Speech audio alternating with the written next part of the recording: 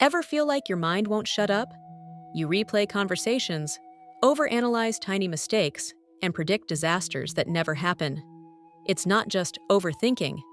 Anxiety is literally changing the wiring in your brain.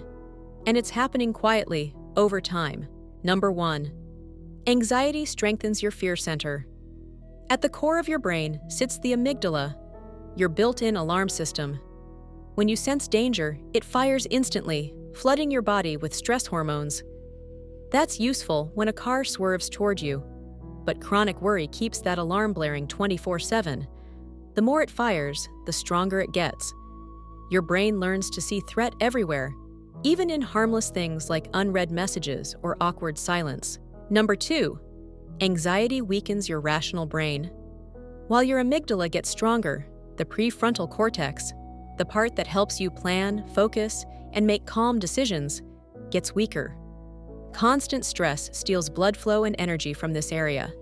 That's why when you're anxious, you can't think clearly or make simple choices.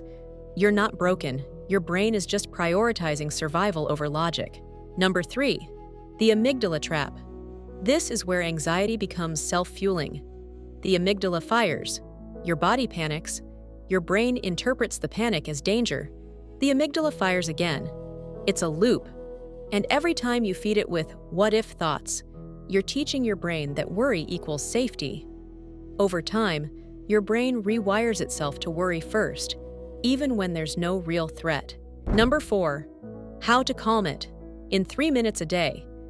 You can't fight anxiety by arguing with your thoughts. You have to teach your body to feel safe again. Try this. Ground your senses. Look around and name 5 things you see. 4 you can touch, 3 you hear, 2 you smell, 1 you taste.